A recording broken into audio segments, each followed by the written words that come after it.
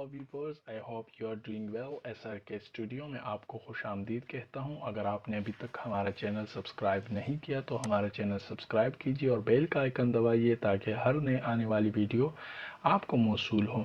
आज की इस वीडियो में हम स्केचअप के अंदर मटीरियल पे बात करेंगे कि किस किस्म के मटेरियल हमारे पास यहाँ पर अवेलेबल होते हैं और उन मटेरियल्स को हम किस तरह से किसी भी मॉडल में, किसी भी स्केचअप मॉडल में या किसी भी ऑब्जेक्ट पे उन मटेरियल्स को अप्लाई कर सकते हैं और मटेरियल हासिल करने के और कौन कौन से ज़राए हैं। तो चलिए शुरू करते हैं। बेसिकली ये मेरे पास एक स्केचअप मॉडल है, इसके अंदर डिफरेंट मटेरियल्स अप्लाई हैं, लेकिन हम दोबारा से इसके ऊपर मटेरियल अप्लाई करेंगे और देखेंगे कि किस तरह हम अप्लाई कर सकते हैं। तो चलिए शुरू करते हैं। बेसिकली यहाँ पर मेरे पास ये मटेरियल बार खुला हुआ है। ये डिफ़ॉल्ट ट्रे के अंदर आपको यहाँ पर मटेरियल्स लिखा हुआ मिलेगा। इसके ऊपर आप को क्लिक करेंगे तो ये मटेरियल्स बहुत सारे आपके यहाँ नीचे नज़र आ रहे होंगे। अगर यहाँ पर ये मटेरियल्स का इस बार में, इस ट्रे में मौजूद नहीं है तो आप इसको जो है वो यहाँ से लेकर आ सकते हैं। ये आप यहाँ डिफ़ॉल्ट ट्रे में, विंडोज़ में आएंगे, डिफ़ॉल्ट ट्रे में आएंगे। डिफ़ॉल्ट ट्रे में आने के बाद यहाँ पर आपको ये मटेरियल नज़र आ रहा होगा, सही है। इसके ऊपर आप क्लिक करेंगे तो यहाँ पर आपके पास मटेरियल आ जाएगा। तो चलिए देखते हैं कौन कौन से मटेरियल हमारे पास अवेलेबल है। यहाँ पर आप देखेंगे कि यहाँ पर जो है वो डिफरेंट किस्म के मटेरियल, ब्रिक जो है वो एस्फाल्ट है और कारपेट है और इसके अलावा डिफरेंट कलर्स स्टोन हैं। ये बहुत सारे मटेरियल हमारे पास अवेलेबल है जो कि हम मॉडल में मटेरियल के तौर पर इस्तेमाल करते हैं। बेसिकली फॉर एग्जांपल यहाँ पर मेरे पास एक मॉडल है। इस मॉडल में मुझे इस सरफेस पर मटेरियल अप्लाई करना है, तो मैं क्या करूँगा, यहाँ से कोई भी मटेरियल जो मैं चाहता हूँ वो मैं यहाँ से पिक करूँगा। फॉर एग्जांपल मैं कंक्रीट चाहता हूँ, कंक्रीट के अंदर मैं जाऊँगा, मेरे पास दीगर वो भी है मटेरियल। मैं इस मटेरियल के ऊपर क्लिक करूँगा, ये बकेट मेरे पास यहाँ से आएगा। मैं यहाँ पर इसको अप्लाई कर दूँगा, यहाँ पर इसको अप्लाई कर दूँगा। जहाँ जहाँ मुझे इसकी ज़रूरत होगी मैं इसको अप्लाई कर दूँगा।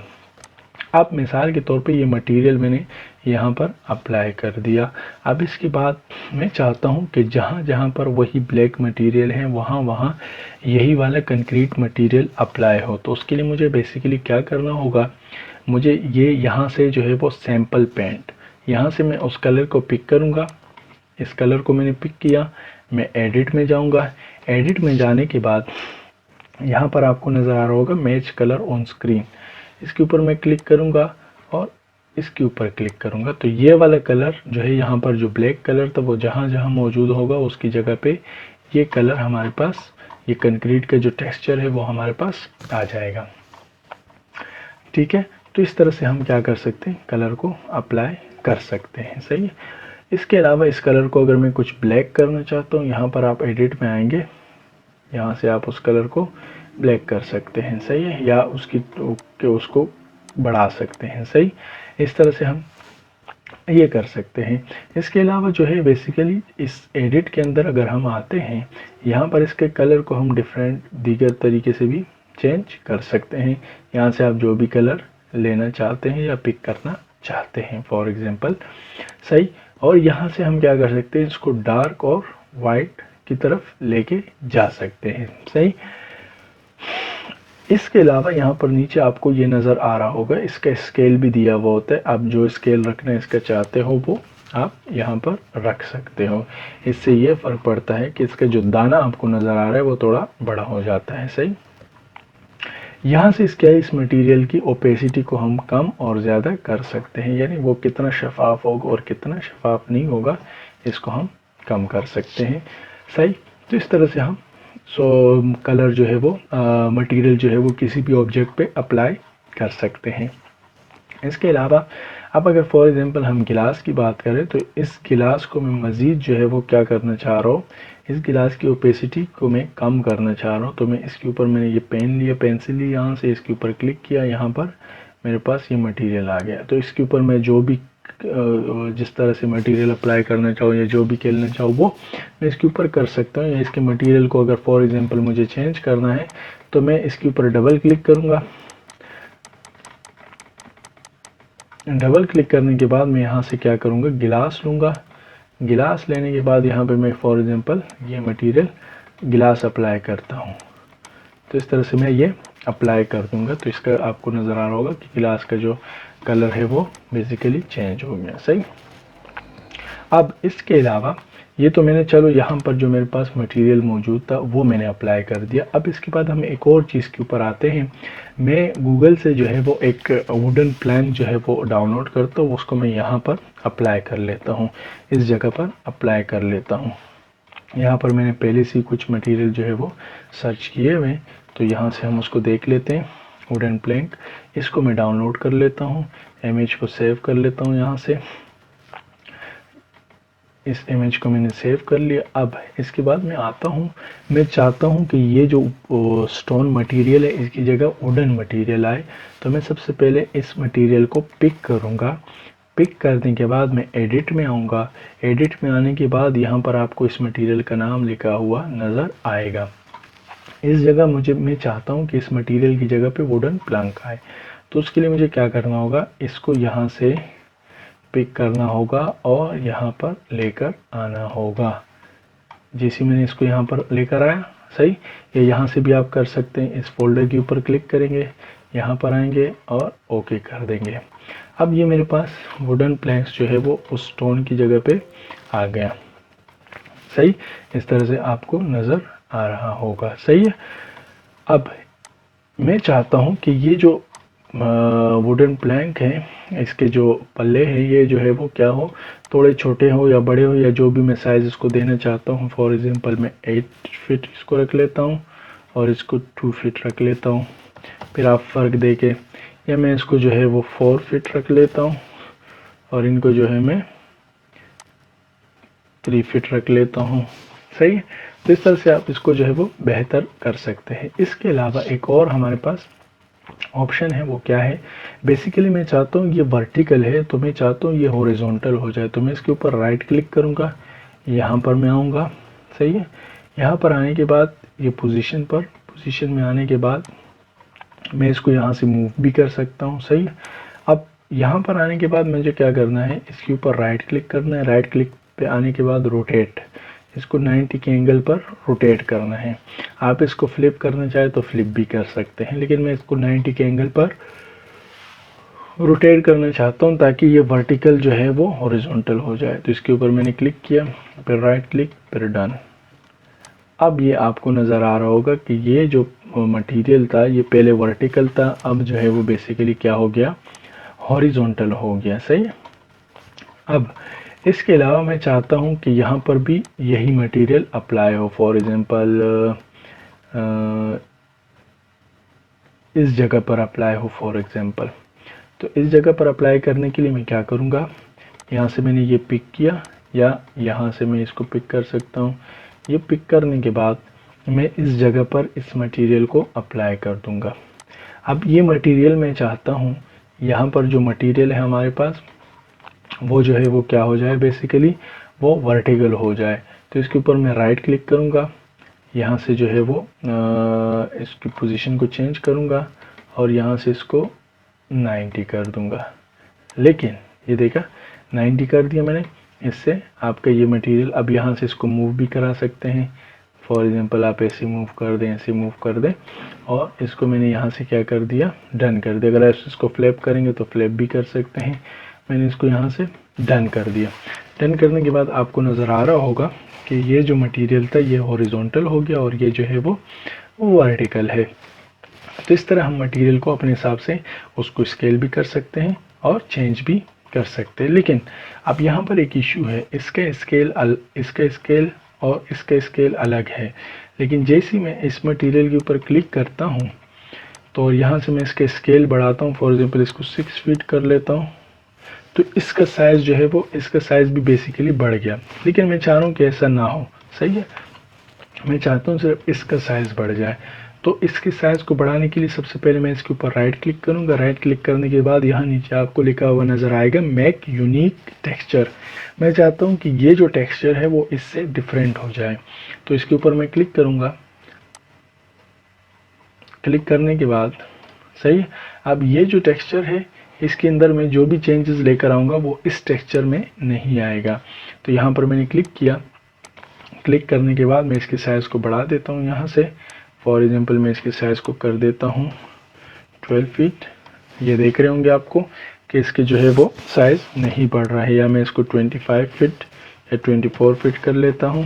सही है, तो आपके सामने है कि जो है मैं इस टेक्सचर के स्केल को बढ़ा रहा हूँ, लेकिन उससे इस पर कोई फ़र्क नहीं पड़ता, क्योंकि हमने क्या किया है, बेसिकली हमने इसको यूनिक टेक्सचर कर दिया है, यानी इसका इससे कोई लिंक नहीं है। सही है, तो इस तरह से जो है वो हम टेक्सचर को स्केल भी कर सकते हैं, उसको रोटेट भी कर सकते हैं, उसकी ओपेसिटी कम और ज़्यादा भी कर सकते हैं, और उसके कलर को भी बेसिकली हम चेंज कर सकते हैं। यहाँ से आप देख सकते हैं इस तरह से करके हम उसके कलर को भी चेंज कर सकते हैं। सही है, तो जो भी आप इसका कलर देना चाहें, या जो भी जिस कलर के भी आप इसको चाहें, वो आप बहुत ही आसानी तरीके से जो है वो इसको कर सकते हैं। सही है, तो एक इस तरीके से जो है हम स्केचअप के अंदर मटेरियल्स के ऊपर काम करते हैं और मटेरियल को यूज़ करते हैं। सही है, तो इस तरह मटेरियल को यूज़ करते हैं बेसिकली। अब इसके अलावा एक और चीज़ है जो मैं कि आपको बताना चाहूँगा, वो ये है कि मिसाल के तौर पे यहाँ पर मैं इसको ब्रिक ले लेता हूँ।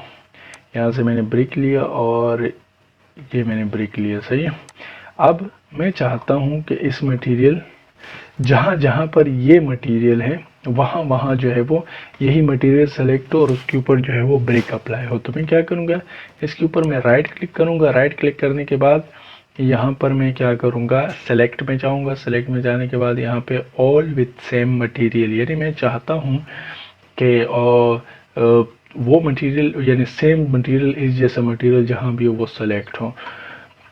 तो जैसे मैंने इसके ऊपर क्लिक किया तो जहाँ जहाँ वो मटेरियल था वो सेलेक्ट हुआ। अब मैं यहाँ से ब्रिक सेलेक्ट करके इसके ऊपर अप्लाई कर दूंगा। तो जहाँ जहाँ ब्रिक होगी वहाँ जहाँ जहाँ वो मटेरियल होगा वहाँ वहाँ ब्रिक अप्लाई हो जाएगी इस तरह से। सही, तो इस तरह जो है वो हम ब्रिक का जो है वो, या इस तरह जो है हम मटेरियल को अप्लाई कर सकते हैं। सही है, मटेरियल अप्लाई कर सकते हैं, उसको स्केल कर सकते हैं अपनी मर्ज़ी के हिसाब से, और उसको देख सकते हैं।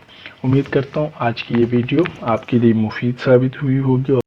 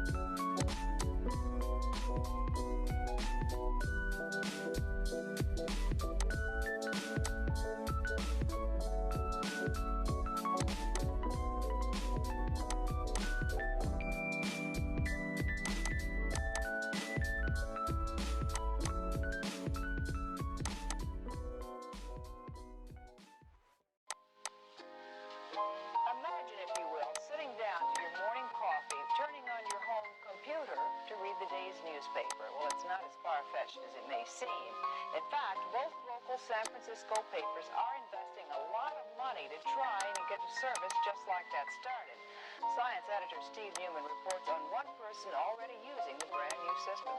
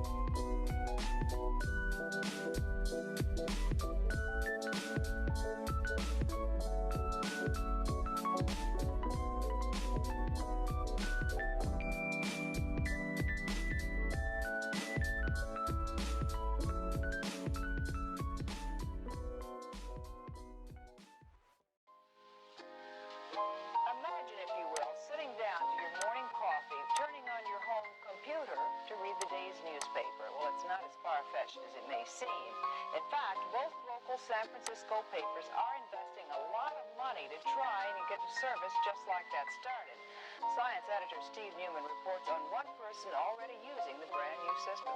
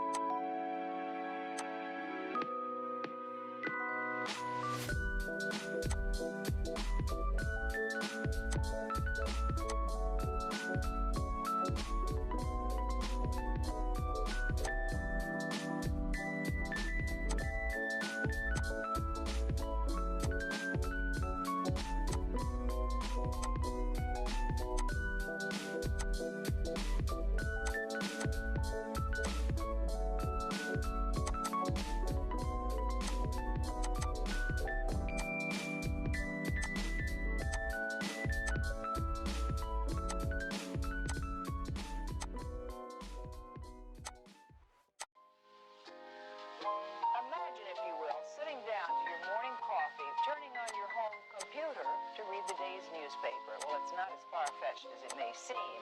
In fact, both local San Francisco papers are investing a lot of money to try and get a service just like that started. Science editor Steve Newman reports on one person already using the brand new system.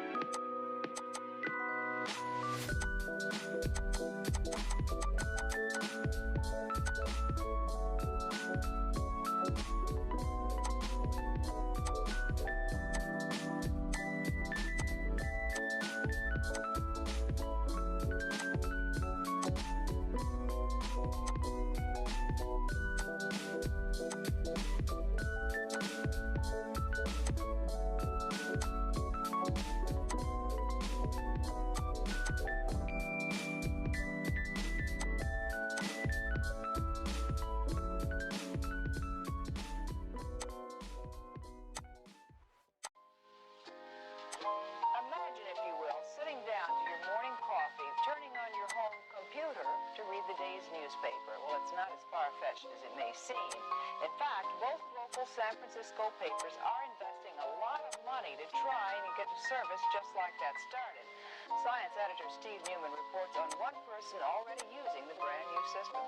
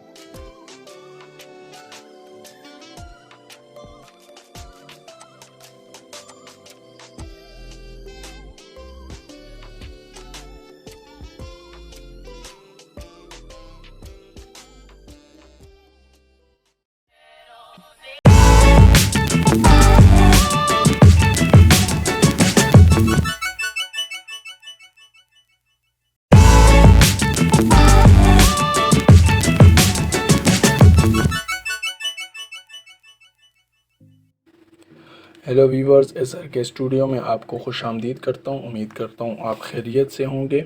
आज की इस video में हम SketchUp से related large tool set के ऊपर बात करेंगे कि किस तरीके से हम लार्ज टूल सेट के अंदर जो टूल्स मौजूद है उसको यूज़ में लेकर आ सकते हैं। आज की ये वीडियो थोड़ी लंबी होने वाली है क्योंकि लार्ज टूल सेट के अंदर काफ़ी टूल्स हैं जिनके ऊपर हम आज बात करेंगे, जिनके अंदर जो है वो बेसिकली ड्रॉ टूल्स हैं, मॉडिफाइड टूल्स हैं और इसके अलावा जो है वो डायमेंशनल टूल्स हैं। तो इसकी आज की इस वीडियो में जो कि तफसील से हैं, इस वीडियो में हम बात करेंगे। आपने ये वीडियो लास्ट तक देखनी है। अगर आपने ये वीडियो लास्ट तक देखी और लार्ज टूल सेट को सही तरीके से आप समझ पाए तो आपके लिए स्केचअप बहुत ज़्यादा ईजी हो जाएगा। और इसके अलावा मैं एक और दरख्वास्त करूंगा, अगर आपने अभी तक हमारा चैनल सब्सक्राइब नहीं किया तो हमारा चैनल सब्सक्राइब कीजिए और बेल का आइकन दबाइए ताकि हर नए आने वाली वीडियो आपको की नोटिफिकेशन जो है वो आपको मौसूल हो। बेसिकली ये मेरे पास स्केचअप जो है वो ओपन है। इस स्केचअप के अंदर हमारे पास ये लार्ज टूल सेट है जो कि आपको स्क्रीन पर नज़र आ रहा होगा। सही है। इस लार्ज टूल्स के सेट के अंदर जो है वो बहुत सारे टूल्स हैं। अब जैसे ही आप स्केचअप ओपन करेंगे, अगर आपके पास ये लार्ज टूल सेट नज़र नहीं आ रहा हो या स्क्रीन पर मौजूद ना हो, गायब हो, तो आप इसको इजीली जो है वो लेकर आ सकते हैं। सही।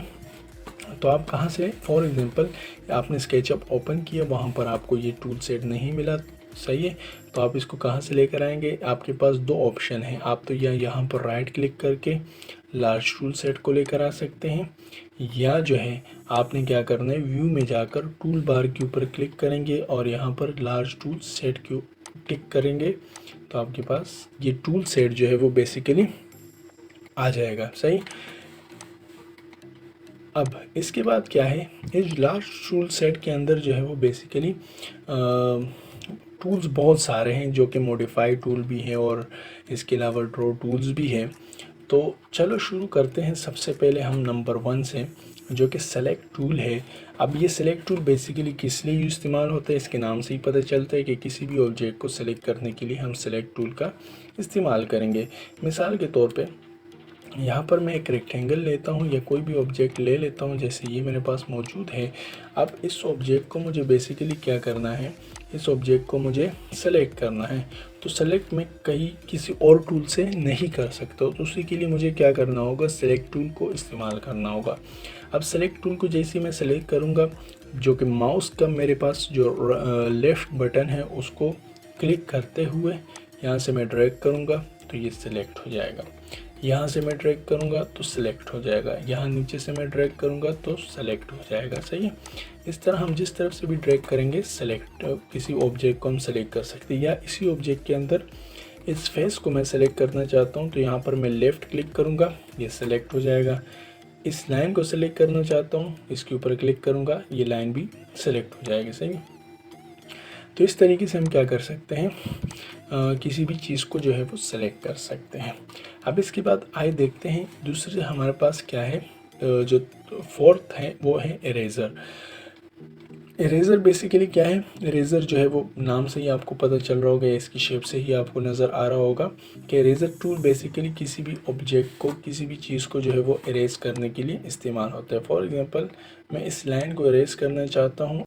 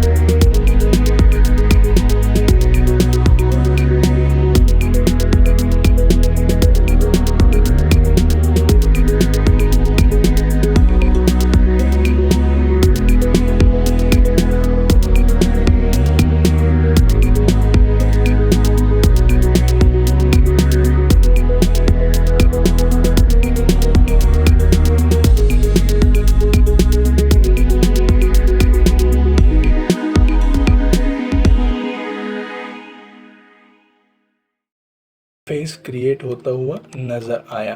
तो इसका मतलब ये हुआ कि ये तमाम लाइनें जो थी वो एक्सिस पर मौजूद थी, कोप्लेनर थी। सही है। इसके बाद दोबारा से इस टूल को देखते हैं कि अगर लाइनें कोप्लेनर ना हो तो फिर क्या होगा। मिसाल के तौर पे यहाँ से मैंने एक क्लिक किया, यहाँ पर एक लाइन मैंने ऐसी ली, अब ये किसी भी एक्सिस के ऊपर आपको नज़र नहीं आ रही होगी। यहाँ से फॉर एग्जांपल मैंने एक और लाइन ली, ये रेड एक्सिस पे नहीं है, यहाँ से मैंने लाइन ली, फिर यहाँ से मैंने एक लाइन ली और फिर यहाँ से लाइन ली, यहाँ से मैंने एक लाइन ली और तो यहाँ से मैंने एक लाइन ली। सही है। तो इससे क्या हुआ कि ये जो लाइनें आपको नज़र आ रही है, ये जितनी भी लाइनें आपको नज़र आ रही है, ये मिसाल के तौर पे ये जितनी भी लाइनें आपको नज़र आ रही है ये कोप्लेनर नहीं है, ये एक ही प्लेन पर मौजूद नहीं है, जिसकी वजह से वो है मास क्रिएट नहीं हुआ। तीसरी एग्जांपल हम देखते हैं। फॉर एग्जांपल ये लाइन मेरे पास क्या है, ग्रीन एक्सिस पर है और ये जो लाइन है मेरे पास ये किसी और एक्सिस पर है जो कि मुझे नहीं मालूम कौन सा एक्सिस है, और ये जो लाइन है ये मेरे पास फिर ग्रीन एक्सिस पर है और फिर इसके बाद जो है वो मेरे पास ये लाइन रेड एक्सिस पर है और ये ब्लू एक्सिस पर है, और यहाँ से मैं इसको जॉइन करता हूँ तो ये आप देख रहे होंगे ये क्योंकि लाइनें जो है वो बेसिकली एक प्लेन पर मौजूद नहीं है, जिसकी वजह से जो है वो मास क्रिएट होता हुआ फेस क्रिएट होता हुआ नज़र नहीं आ रहा। तो फेस क्रिएट करने के लिए आपकी लाइंस का कोप्लेनर एक्सिस पर होना लाजमी है। इसके बाद हम देखते हैं फ्री हैंड।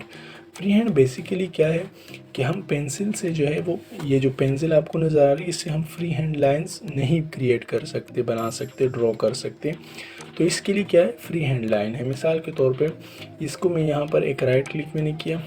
इसके अंदर एक मसला ये भी है कि आप जैसे इस टूल को लेंगे तो आपने लेफ़्ट क्लिक दबाते हुए आप इस तरह से लाइन क्रिएट कर सकते हैं। एक दफ़ा क्लिक से आप लाइन क्रिएट नहीं कर सकते।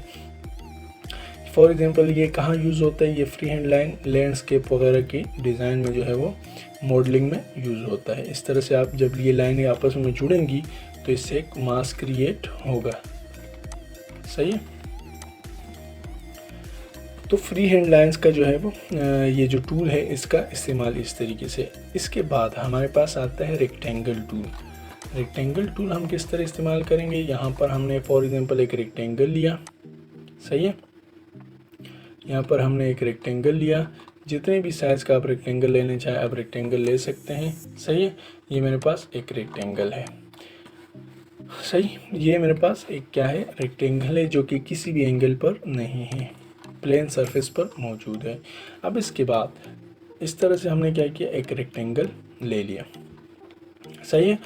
अब इसके बाद क्या है हमारे पास, इसके बाद अगला जो हमारे पास है वो रोटेटेड रेक्टेंगल। किस तरह से रोटेटेड, ये रेक्टेंगल जो होगा वो बेसिकली किसी एंगल पर मौजूद होगा। यहाँ पर ये देखें, आप जिस एंगल पर आप इसको लेके जाना चाहें लेके जा सकते हैं। इंक्लाइन लेके जाना चाहें इंक्लाइन भी लेके जा सकते हैं। सही है। ये देखें आपके सामने एक रेक्टेंगल बना जो कि एक 90 के एंगल पर हमारे पास मौजूद है। इस तरह से दोबारा हम करते हैं। फॉर एग्जांपल यहाँ से मैंने एक रेक्टेंगल लिया। अब जिस एंगल पर भी मैं इसको करवाना चाहूँ ये ले सकता हूँ मैं इसको। सही। इस तरह से आपके सामने ये रेक्टेंगल बना हुआ, ये प्लेन रेक्टेंगल है और ये जो है वो एंगुलर रेक्टेंगल है। सही।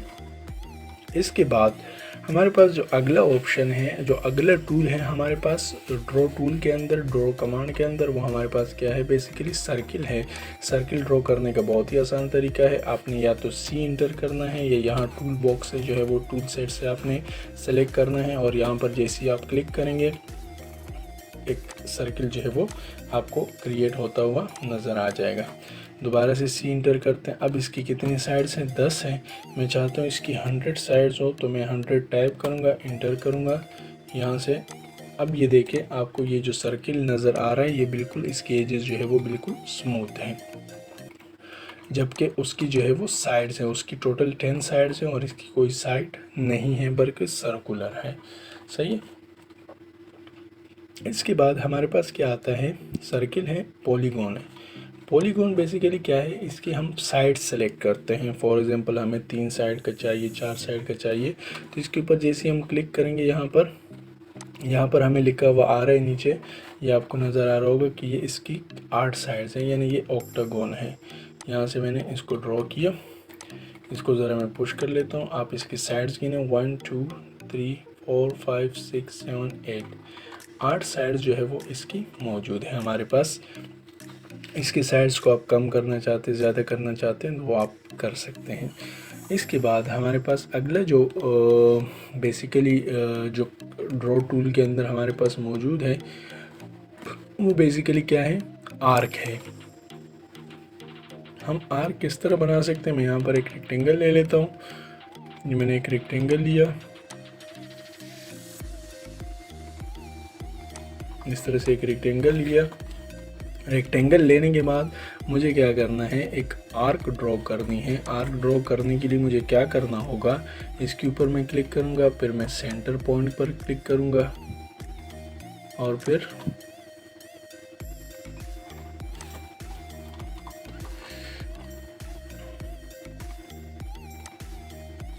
ये सबसे पहले मुझे क्या करना होगा, यहाँ सेंटर पॉइंट के ऊपर क्लिक करूँगा, यहाँ पर क्लिक करूँगा, लेफ़्ट क्लिक, फिर यहाँ पर इस तरह आऊँगा तो ये मेरे पास एक रेक्टेंगल बन जाएगा। एक रेक्टेंगल यहाँ पर मेरे पास बन जाएगा। सही। इस तरह से करके एक आर्क मैं इस तरह से बना सकता हूँ। सही।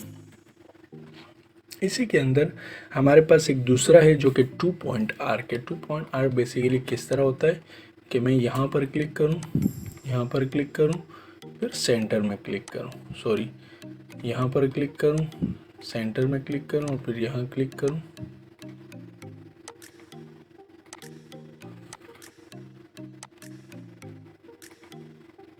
सॉरी, आपने क्या करना है, यहाँ पर क्लिक किया, फिर आपने लास्ट एंड पॉइंट पर क्लिक किया और इसके सेंटर से आपको ये डिस्टेंस बताएगा जितने डिस्टेंस पे आप इसको करना चाहते हैं। फॉर एग्जांपल मैं इस डिस्टेंस पे करना चाहता हूँ, मैं सेंटर को डिलीट कर देता हूँ।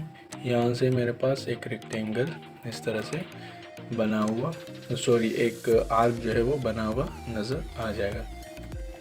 सही है, तो इस तरह से हम जो 2 पॉइंट आर्क है उसका यूज़ कर सकते हैं। फिर हमारे पास आते हैं basically 3 point arc. 3 point arc में हम क्या करते हैं, यहाँ पर आपने 3 पॉइंट आर्क के अंदर भी हम क्या करते हैं, बेसिकली आर्क जो है वो क्रिएट करते हैं। किस तरह से हम कर सकते हैं, मिसाल के तौर पे यहाँ से मुझे एक आर्क बनाना है या यहाँ पर बनाना है या मुझे मुकम्मल तौर पर यहाँ पर बनाना है, तो मैं इसको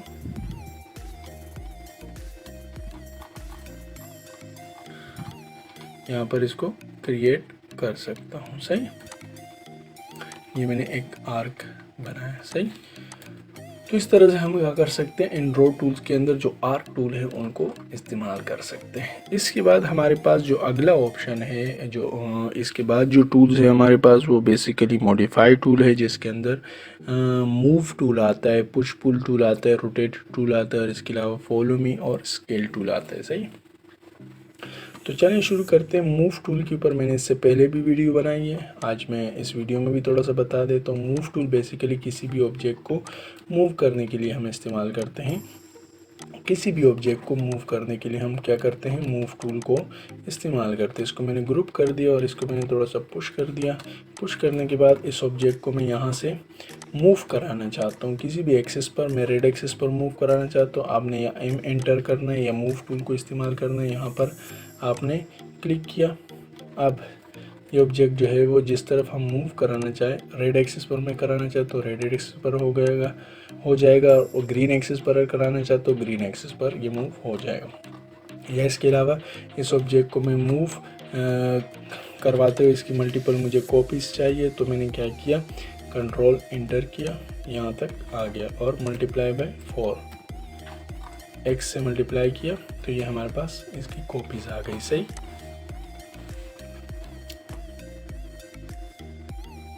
सही है, तो यहाँ पर हमारे पास ये ऑब्जेक्ट बने हुए नज़र आए। अब इसके बाद जो दूसरी चीज़ है वो हमारे पास पुश पुल टूल है, कि इस ऑब्जेक्ट को अगर मैं पुश कराना चाहूँ या पुल करना चाहूँ, तो मैं या तो पी इंटर करूँ या यहाँ पर आके इस टूल के ऊपर क्लिक करूँ और यहाँ से मैं इसको मूव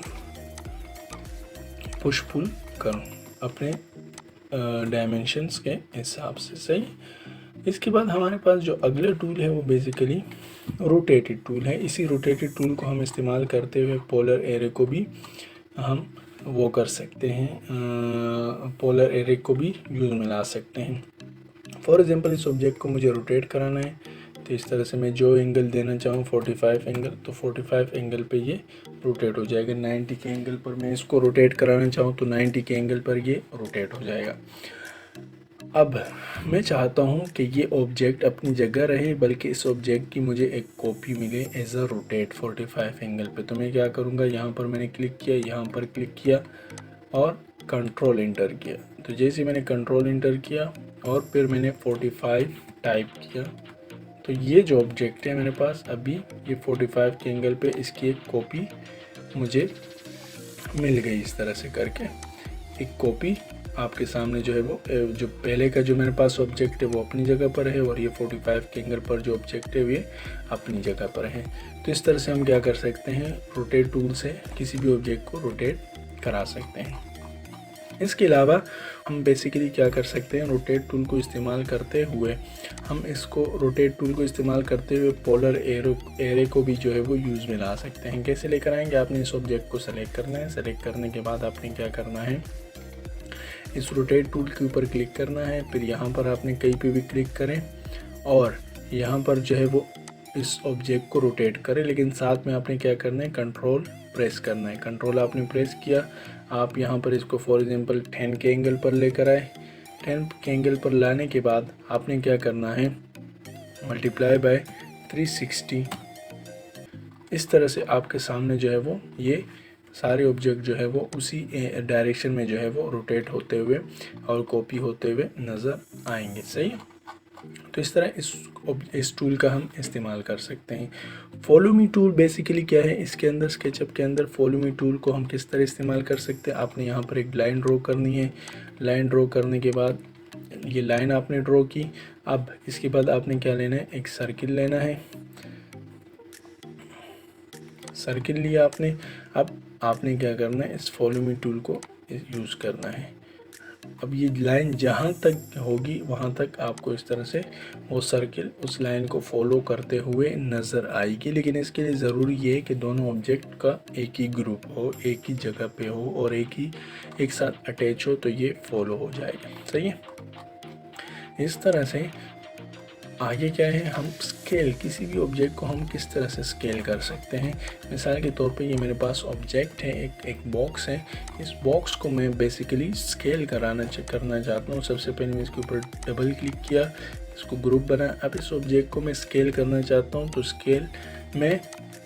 स्केल के बहुत से तरीके हैं। मिसाल के तौर पे इसको मैं यूनिफॉर्मली स्केल करना चाहता हूँ, ये यूनिफॉर्मली स्केल हो जाएगा। ये इसको मैं विड्थ वगैरह बढ़ाना चाहता हूँ, तो यहाँ से मैं विड्थ या हाइट बढ़ाना चाहता हूँ तो हाइट भी बढ़ा सकता हूँ। और इसको मज़ीद अगर छोटा करना चाहूँ तो छोटा भी कर सकता हूँ। सही। तो इस तरह हम स्केल टूल को यूज़ कर सकते हैं। ऑफसेट टूल बेसिकली क्या है, ऑफसेट टूल के लिए हमारे पास क्या होना चाहिए। मिसाल के तौर पे यही बॉक्स है मेरे पास। इस बॉक्स के में मेरे पास फेसेस बने हुए हैं, ये फेस है मेरे पास। यहाँ पर मुझे क्या चाहिए, इन लाइंस का ऑफसेट चाहिए। तो मैं इसके ऊपर क्लिक करूँगा, यहाँ पर मैं क्लिक करूँगा।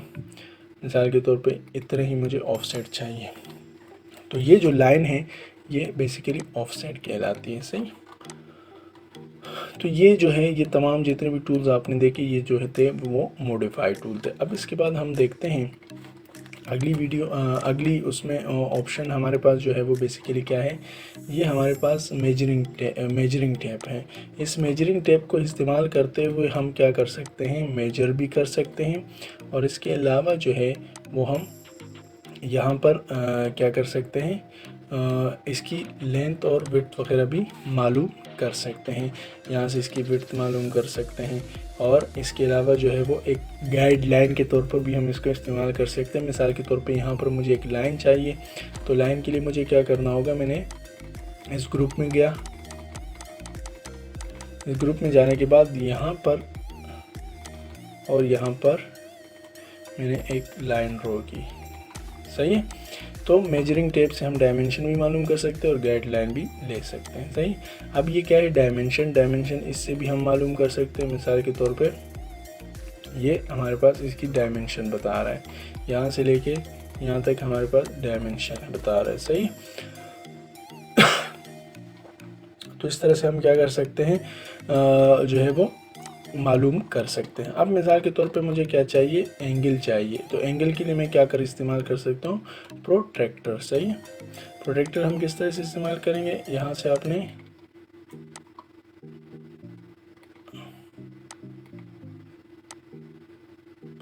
ये अब हमें एंगल बता रहे। सही। यहाँ पर आपने क्लिक किया और यहाँ पर क्लिक किया, तो ये 90 का एंगल हमें बता रहे। सही। तो इसके ज़रिए से हम क्या कर सकते हैं, एंगल भी मालूम कर सकते हैं। सही। और इसके अलावा जो है वो इसके अंदर, इस लार्ज टूल बॉक्स के अंदर जो है वो सेट के अंदर जो है वो आपको ये हैंड नज़र आ रहा होगा, जो कि बेसिकली क्या कहलाता है, पेन कहलाता है। तो इसको आप क्या कर सकते हैं, इसके ज़रिए से आप इसको कहीं भी मूव कर सकते हैं। ये जो है वो बेसिकली क्या है, ऑर्बिट है, जो कि जिसका शॉर्टकट की आप OB है, OB इंटर करेंगे तो आपके पास ये आएगा। इसको आप 360 में किसी भी ऑब्जेक्ट को जो है वो रोटेट कर सकते हैं, मूव कर सकते हैं। इसी तरह से यहाँ पर हमारे पास है जूम। किसी भी ऑब्जेक्ट को मैं जूम करना चाहता हूँ तो वो इजीली मैं इसको जूम कर सकता हूँ। या इस ऑब्जेक्ट को मैं यहाँ से सिलेक्टेड ऑब्जेक्ट को मैं जूम करना चाहता हूँ तो इस तरह से मैं इसको जूम भी कर सकता हूँ। अब इसके अलावा ये जो है बेसिकली ये प्रीवियस, ये हमें 5 व्यू जो है वो हम लास्ट जो हमने सेट किए वो हमें दिखा सकता है। जूम एक्सटेंड से क्या है, बनाते कि आपका अगर कोई मॉडल कहीं पर मौजूद है, वो आपको नज़र नहीं आ रहा, तो आप इसके ऊपर क्लिक करेंगे तो वो मॉडल आपको सामने नज़र आ जाएगा। इसके अलावा ये जो है ये बेसिकली कैमरा पोजीशन है कि आप किसी भी ऑब्जेक्ट को किस कैमरा एंगल से देखते हैं। और ये जो है बेसिकली ये क्या है, लुक अराउंड है कि आप किसी भी ऑब्जेक्ट को गौर से देखना चाहते हैं, उसकी बारीकी देखना चाहते हैं, तो आप इसके ज़रिए से जो है वो इसको देख सकते हैं। उम्मीद करता हूँ आज की ये लेंथी वीडियो, तवील वीडियो आपको पसंद आई होगी और आपने इससे बहुत कुछ सीखा होगा।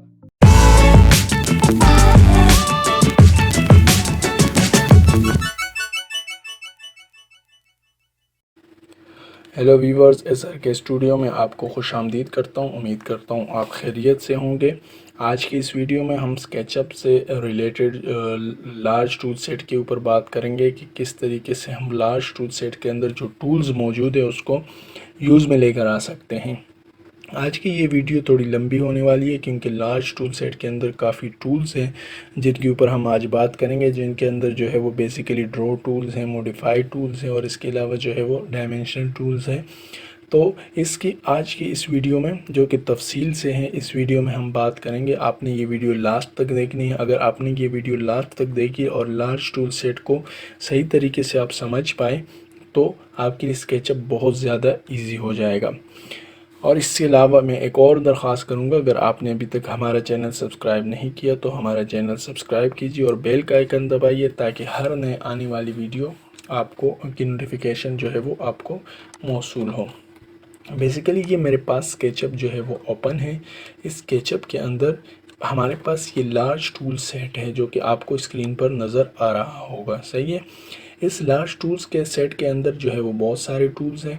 अब जैसे ही आप स्केचअप ओपन करेंगे, अगर आपके पास ये लार्ज टूल सेट नज़र नहीं आ रहा हो या स्क्रीन पर मौजूद ना हो, गायब हो, तो आप इसको ईज़िली जो है वो लेकर आ सकते हैं, सही है। तो आप कहाँ से, फॉर एग्ज़ाम्पल आपने स्केचअप ओपन किया, वहाँ पर आपको ये टूल सेट नहीं मिला, सही है। तो आप इसको कहाँ से लेकर आएंगे, आपके पास दो ऑप्शन हैं। आप तो या यहाँ पर राइट क्लिक करके लार्ज टूल सेट को लेकर आ सकते हैं, या जो है आपने क्या करना है, व्यू में जाकर टूल बार के ऊपर क्लिक करेंगे और यहाँ पर लार्ज टूल सेट के क्लिक करेंगे तो आपके पास ये टूल सेट जो है वो बेसिकली आ जाएगा, सही। अब इसके बाद क्या है, इस लार्ज टूल सेट के अंदर जो है वो बेसिकली टूल्स बहुत सारे हैं जो कि मॉडिफाइड टूल भी हैं और इसके अलावा ड्रॉ टूल्स भी हैं। तो चलो शुरू करते हैं। सबसे पहले हम नंबर 1 से, जो कि सेलेक्ट टूल है। अब ये सेलेक्ट टूल बेसिकली किस लिए इस्तेमाल होता है, इसके नाम से ही पता चलता है कि किसी भी ऑब्जेक्ट को सेलेक्ट करने के लिए हम सेलेक्ट टूल का इस्तेमाल करेंगे। मिसाल के तौर पे यहाँ पर मैं एक रेक्टेंगल लेता हूँ या कोई भी ऑब्जेक्ट ले लेता हूँ, जैसे ये मेरे पास मौजूद है। अब इस ऑब्जेक्ट को मुझे बेसिकली क्या करना है, इस ऑब्जेक्ट को मुझे सेलेक्ट करना है। तो सेलेक्ट में कहीं किसी और टूल से नहीं कर सकता, तो उसी के लिए मुझे क्या करना होगा, सेलेक्ट टूल को इस्तेमाल करना होगा। अब सेलेक्ट टूल को जैसे मैं सेलेक्ट करूँगा, जो कि माउस का मेरे पास जो लेफ़्ट बटन है उसको क्लिक करते हुए यहाँ से मैं ड्रैग करूँगा तो ये सिलेक्ट हो जाएगा। यहाँ से मैं ड्रैग करूँगा तो सिलेक्ट हो जाएगा। यहाँ नीचे से मैं ड्रैग करूँगा तो सेलेक्ट हो जाएगा, सही है। इस तरह हम जिस तरफ से भी ड्रैग करेंगे सेलेक्ट, किसी ऑब्जेक्ट को हम सेलेक्ट कर सकते हैं। या इसी ऑब्जेक्ट के अंदर इस फेस को मैं सेलेक्ट करना चाहता हूँ तो यहाँ पर मैं लेफ़्ट क्लिक करूँगा, ये सेलेक्ट हो जाएगा। इस लाइन को सेलेक्ट करना चाहता हूँ, इसके ऊपर क्लिक करूँगा, ये लाइन भी सेलेक्ट हो जाएगी, सही। तो इस तरीके से हम क्या कर सकते हैं, किसी भी चीज़ को जो है वो सेलेक्ट कर सकते हैं। अब इसके बाद आए देखते हैं दूसरे हमारे पास क्या है, जो फोर्थ है वो है इरेज़र।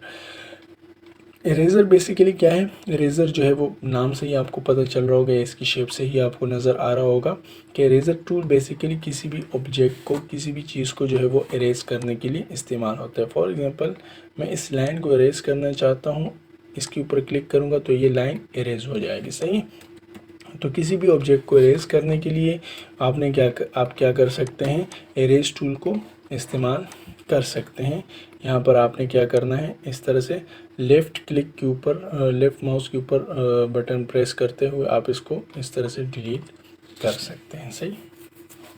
इसके बाद हमारे पास जो दूसरी चीज़ है तीसरी चीज़ है वो है पेंट बकेट, जो कि मटेरियल के लिए इस्तेमाल होता है। इसके ऊपर मैं एक मुकम्मल वीडियो बनाऊंगा, वो आप देखेंगे तो इंशाल्लाह आपको समझ में आ जाएगा। इसके बाद आइए देखते हैं जो हमारे पास ड्रॉ टूल्स हैं वो क्या करते हैं।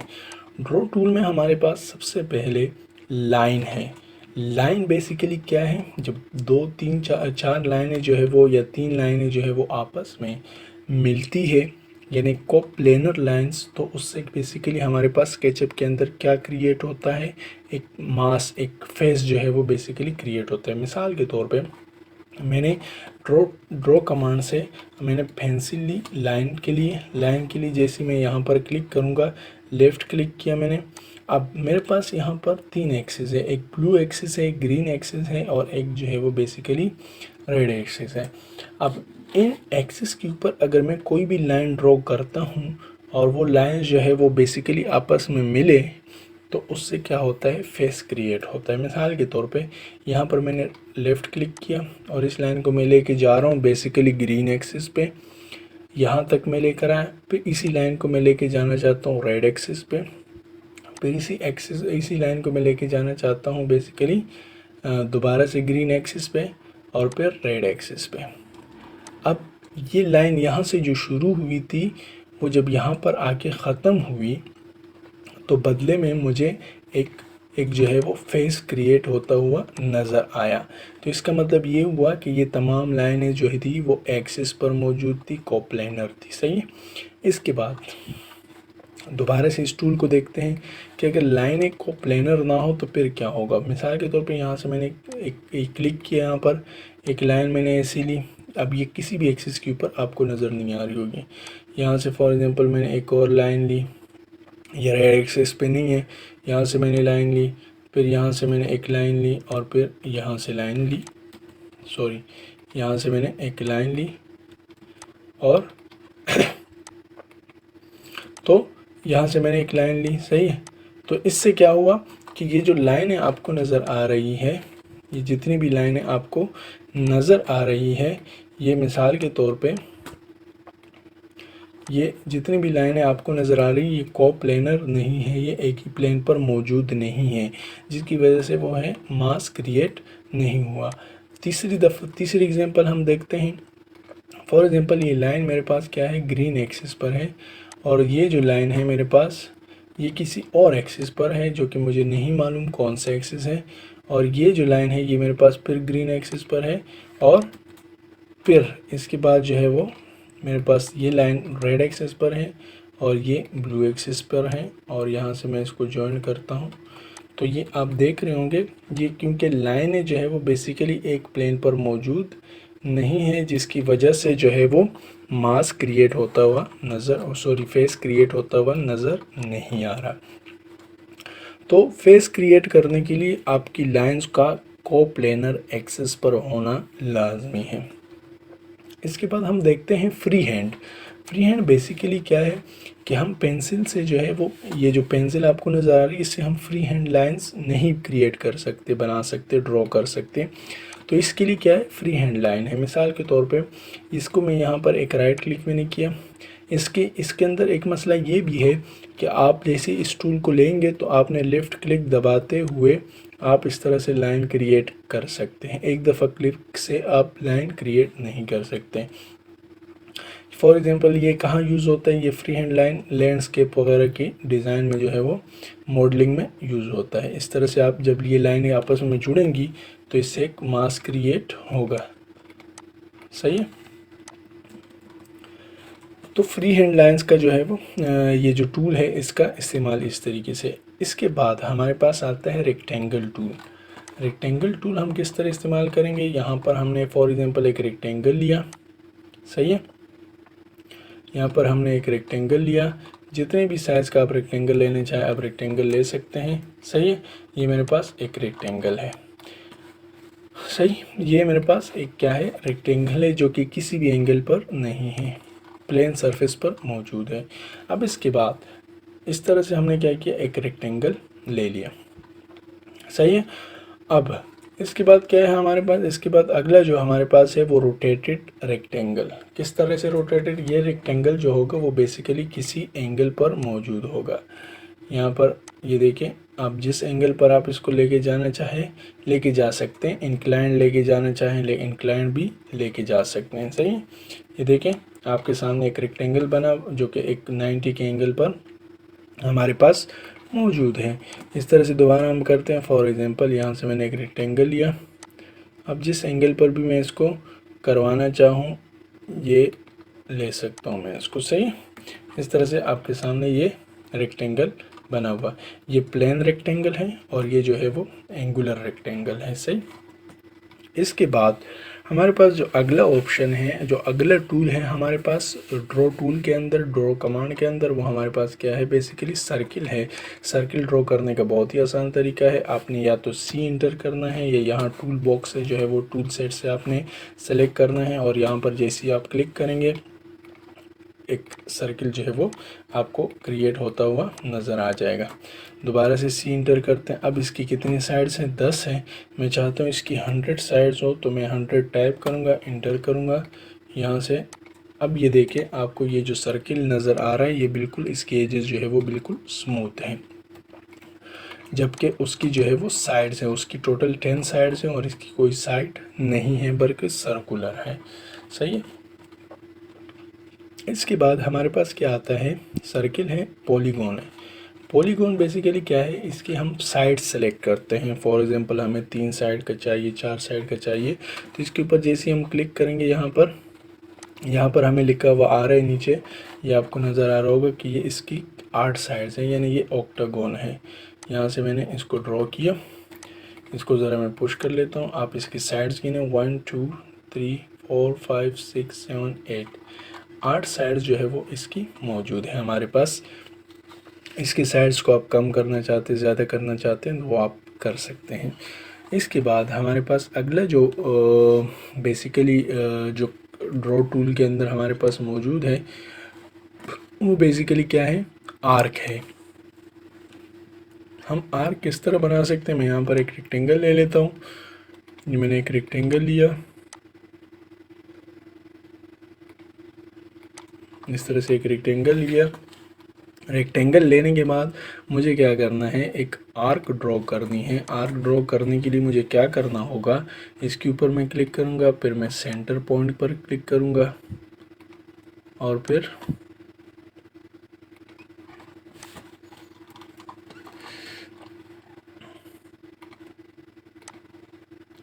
ये सबसे पहले मुझे क्या करना होगा? यहाँ सेंटर पॉइंट के ऊपर क्लिक करूँगा, यहाँ पर क्लिक करूँगा, लेफ़्ट क्लिक, फिर यहाँ पर इस तरह आऊँगा तो ये मेरे पास एक रेक्टेंगल बन जाएगा। एक रेक्टेंगल यहाँ पर मेरे पास बन जाएगा। सही। इस तरह से करके एक आर्क मैं इस तरह से बना सकता हूँ। सही। इसी के अंदर हमारे पास एक दूसरा है जो कि 2 पॉइंट आर्क है। 2 पॉइंट आर्क बेसिकली किस तरह होता है कि मैं यहाँ पर क्लिक करूँ, यहाँ पर क्लिक करूँ, फिर सेंटर में क्लिक करूँ, यहाँ पर क्लिक करूँ, सेंटर में क्लिक करूँ और फिर यहाँ क्लिक करूँ।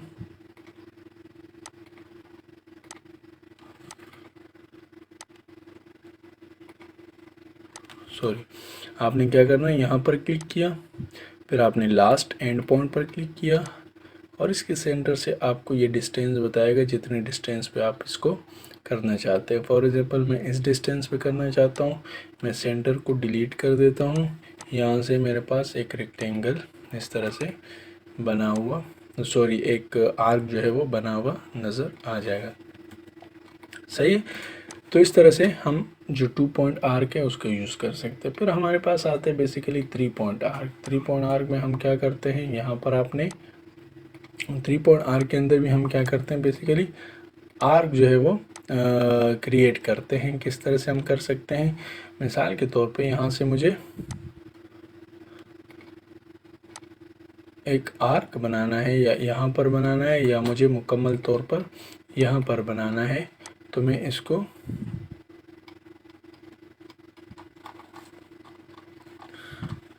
यहाँ पर इसको क्रिएट कर सकता हूँ। सही।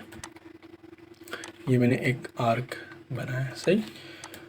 तो इस तरह से हम क्या कर सकते हैं, इन रो टूल्स के अंदर जो आर्क टूल है उनको इस्तेमाल कर सकते हैं। इसके बाद हमारे पास जो अगला ऑप्शन है, जो इसके बाद जो टूल्स है हमारे पास, वो बेसिकली मॉडिफाई टूल है, जिसके अंदर मूव टूल आता है, पुश पुल टूल आता है, रोटेट टूल आता है, और इसके अलावा फॉलो मी और स्केल टूल आता है। सही, तो चलिए शुरू करते हैं। मूव टूल के ऊपर मैंने इससे पहले भी वीडियो बनाई है, आज मैं इस वीडियो में भी थोड़ा सा बता देता हूँ। मूव टूल बेसिकली किसी भी ऑब्जेक्ट को मूव करने के लिए हम इस्तेमाल करते हैं।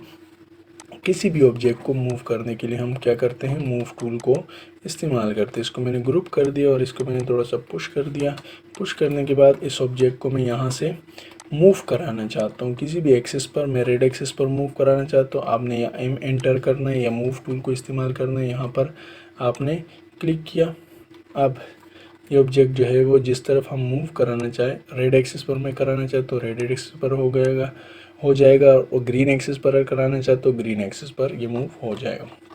या इसके अलावा इस ऑब्जेक्ट को मैं मूव करवाते हुए इसकी मल्टीपल मुझे कॉपीज़ चाहिए, तो मैंने क्या किया, कंट्रोल इंटर किया, यहाँ तक आ गया और मल्टीप्लाई बाय 4 एक्स से मल्टीप्लाई किया, तो ये हमारे पास इसकी कॉपीज़ आ गई। सही,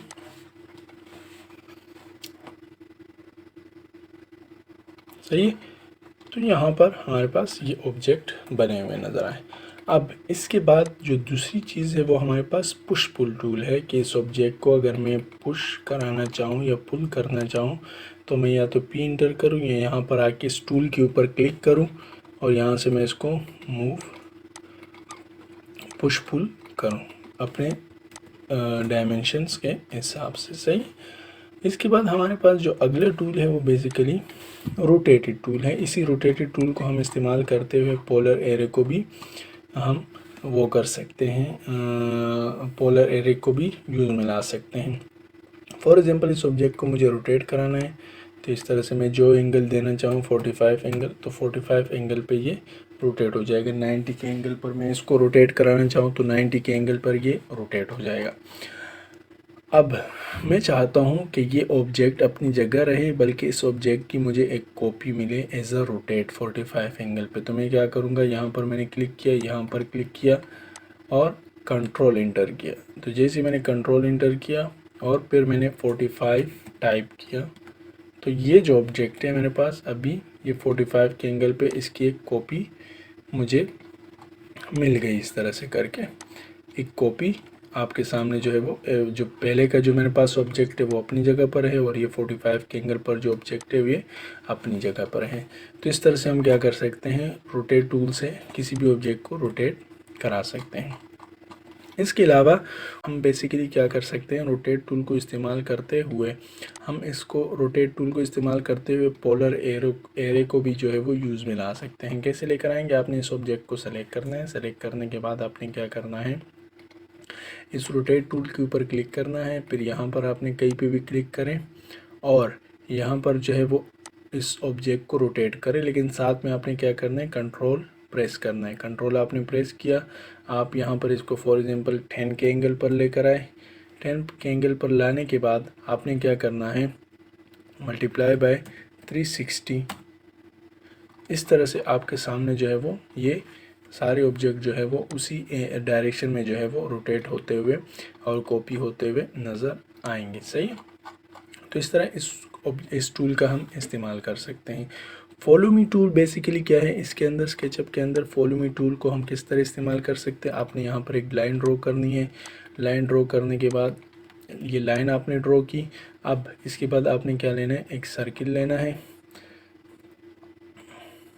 सर्किल लिया आपने। अब आपने क्या करना है, इस फॉलो मी टूल को यूज़ करना है। अब ये लाइन जहाँ तक होगी वहाँ तक आपको इस तरह से वो सर्किल उस लाइन को फॉलो करते हुए नज़र आएगी, लेकिन इसके लिए ज़रूरी ये है कि दोनों ऑब्जेक्ट का एक ही ग्रुप हो, एक ही जगह पे हो और एक साथ अटैच हो, तो ये फॉलो हो जाएगा। सही है, इस तरह से आगे क्या है, हम स्केल किसी भी ऑब्जेक्ट को हम किस तरह से स्केल कर सकते हैं। मिसाल के तौर पे ये मेरे पास ऑब्जेक्ट है, एक बॉक्स है।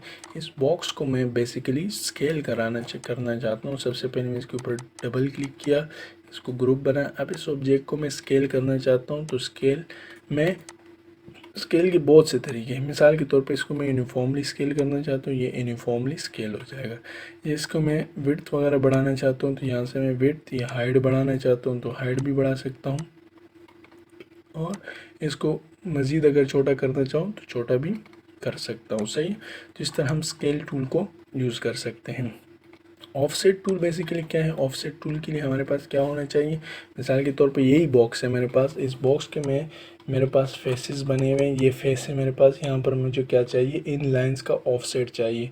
तो मैं इसके ऊपर क्लिक करूँगा, यहाँ पर मैं क्लिक करूँगा, मिसाल के तौर पे इतना ही मुझे ऑफसेट चाहिए। तो ये जो लाइन है ये बेसिकली ऑफसेट कहलाती है। सही, तो ये जो है ये तमाम जितने भी टूल्स आपने देखे ये जो है थे वो मॉडिफाई टूल थे। अब इसके बाद हम देखते हैं अगली उसमें ऑप्शन हमारे पास जो है वो बेसिकली क्या है? ये हमारे पास मेजरिंग टेप है।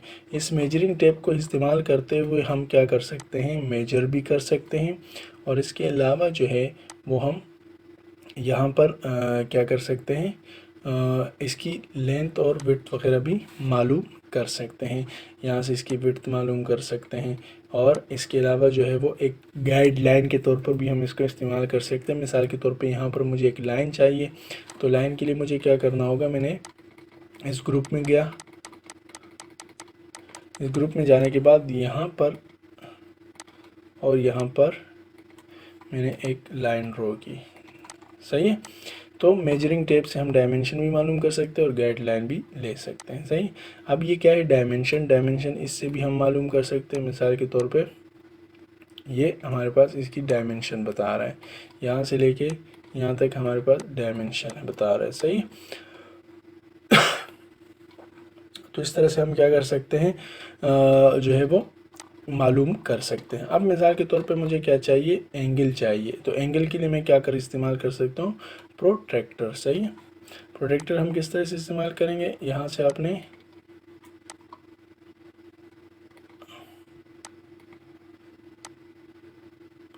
ये अब हमें एंगल बता रहे। सही, यहाँ पर आपने क्लिक किया और यहाँ पर क्लिक किया तो ये 90 का एंगल हमें बता रहे। सही, तो इसके ज़रिए से हम क्या कर सकते हैं? एंगल भी मालूम कर सकते हैं।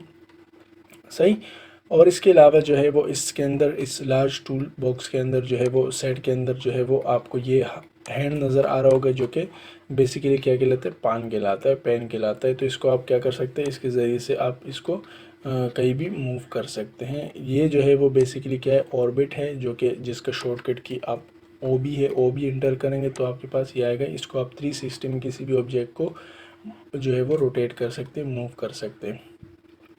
इसी तरह से यहाँ पर हमारे पास है जूम।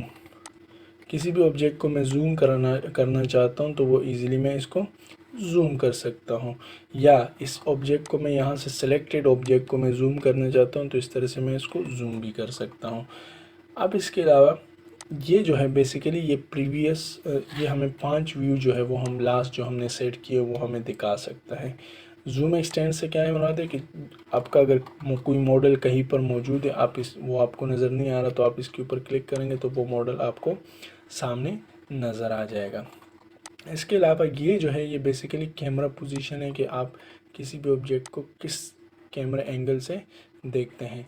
और ये जो है बेसिकली ये क्या है? लुक अराउंड है कि आप किसी भी ऑब्जेक्ट को गौर से देखना चाहते हैं, उसकी बारीकी देखना चाहते हैं तो आप इसके ज़रिए से जो है वो इसको देख सकते हैं। उम्मीद करता हूँ आज की ये लेंथी वीडियो, तवील वीडियो आपको पसंद आई होगी और आपने इससे बहुत कुछ सीखा होगा।